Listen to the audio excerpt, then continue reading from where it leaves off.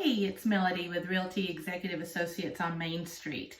Did you know that your septic tank is basically a great big science project? Yeah, hang on a second, I'll teach you about it.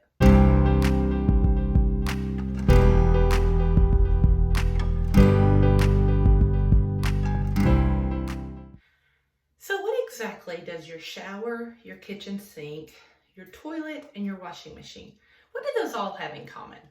Well, they all empty into your septic tank. Let's don't be like Cousin Eddie from Christmas Vacation when he said, "The crapper's full." So what exactly is a septic tank? Well, if you look on Webster's dictionary, it'll basically tell you that it's a big box where our waste goes into, and bacteria naturally takes that waste and breaks it down or decomposes it.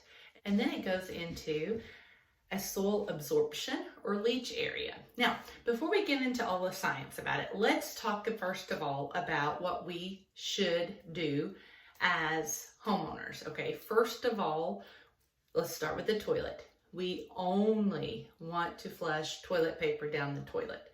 So I recently went to a workshop before the quarantine, and I was amazed of some of the things that maintenance people found in septic tanks. I mean, things that you could not even imagine. And the main problem with septic tanks, whether you're using your own or if you're using city plumbing, is flushable wipes. Now, I am guilty. I have bought flushable wipes before for my family. And when I asked this question at the workshop, I was told, well, technically they are flushable, but they don't decompose. And so what happens is if you get so many flushable wipes into that septic tank, a couple of things could happen. First of all, if you have so many, it's going to block it. Second of all, it does not decompose. And third is a lot of them have these antibacterial chemicals in them, which is good for our health, but is not good for a septic tank. And at the workshop, they were talking about even our soaps that we now use to wash our hands or to do cleaning with.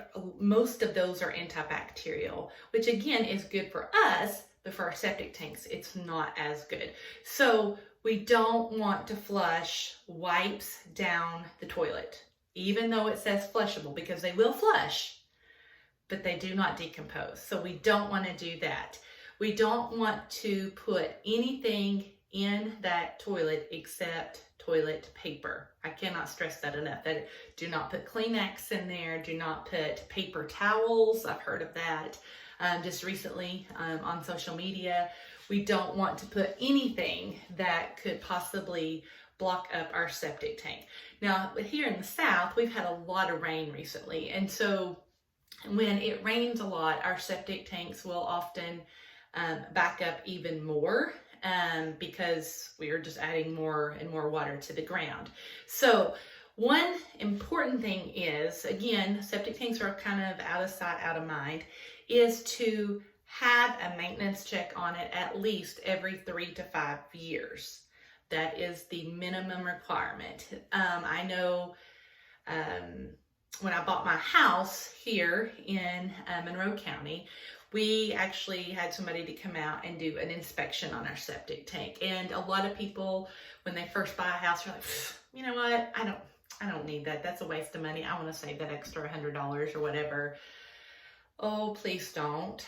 Please spend that extra $100 and get that septic tank inspected, if nothing else, for peace of mind. And it has been known that sometimes companies will say, well, we can inspect your septic tank without draining it. But I want you to stop and think about that for just a second. So let's say you've got a sink and it's backing up and water's going everywhere, and you call a plumber and they say, you know what, I think you got a rusty screw in the pipe. And you're like, wait a minute, how do you even know that? You didn't drain the water out to run a snake through the pipe or whatever. It's the same thing with septic tanks. They do need to be drained to be properly inspected. And so when you are purchasing a house, if it has a septic tank, please ask your agent if there has been a recent inspection on it, and that you would like to see the paperwork, or has it ever been inspected? There have been multiple stories of people owning homes for 15, 20, 30, 40 years, and they've never had anybody to inspect their septic tank, and then the new owner comes in and, well, they have instant problems. So I highly recommend if you're buying a house, get that septic tank inspection done. If you are currently not buying a house and you're just a homeowner, at least have it inspected every 3 to 5 years. Now, if you have more family members in your home other than maybe 4, you might have to get it inspected a little bit more often, because the more people there are, of course, the more laundry we're going to do, the more showers we're going to take, and the more toilet flushes we're going to have. So let's make sure that if you have more than 4 people, it is recommended to get your septic tank inspected even more. When you first buy a house, you get a home inspection, and usually there's, if your house is older than 1977, I believe, you get a lead inspection.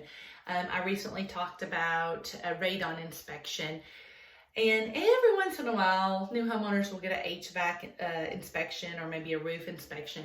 Well, the septic tank inspection is just as important as any of those. So it is worth the extra time and money to get that done as well. It is not usually covered under a normal home inspection. Another thing that often blocks up septic tanks is a garbage disposal. I personally had a garbage disposal when I lived in Knoxville about 6 years ago, and I loved it. I had no idea that a garbage disposal can often add more blockage to a septic tank. So if you have a septic tank, make sure that you use that garbage disposal the very minimum. Because again, the only thing that we want going down any of our drains is water and toilet paper. Some people will pour chemicals into their toilet or sinks or whatever to help keep the septic tank cleaner. And there's mixed reviews on that. The workshop that I attended said that those chemicals are not good because they just make more sludge into your septic tank. There were stories of people pouring yeast down their sink, thinking that yeast is a bacteria. I know that from teaching science, and that would hopefully help add more bacteria. No, it does not. It's a different kind of bacteria, and so don't pour yeast down your sink. And most companies recommend not to pour chemicals down your sink. And one of the things that I hear the most about is grease. Okay, now I'm not gonna lie, when I was younger, I used to pour grease down my sink. I never even thought about it, I'm a young wife, learning how to cook and all this fun stuff, and grease will solidify. It'll turn into a solid, and so we don't want to pour grease down the sink. It's recommended to maybe pour it in an old jar and put it in your freezer till it fills up, and then when the trash men come, then put it in the trash. But don't pour grease down your sink. Don't be like the young me who used to do it. A lot of people will build structures per se on top of the ground where their septic tank is located. There have been people build decks over it, foyers, walls. Somebody even put a pool on top of theirs.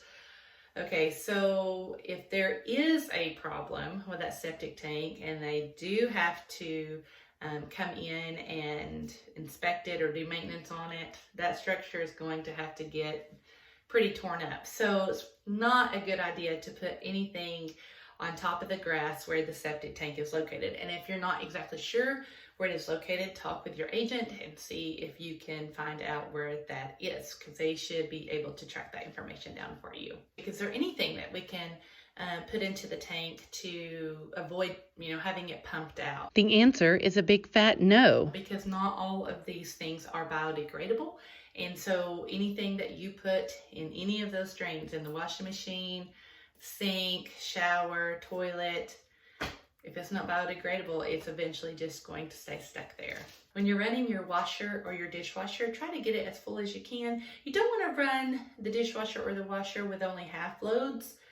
Try to get as much in one load, because that also helps your septic tank. So I hope you've been educated about septic tanks as much as I have been. And please remember to subscribe to this YouTube channel. I promise I won't bombard you with emails, but it will notify you every time that I post one, which is weekly.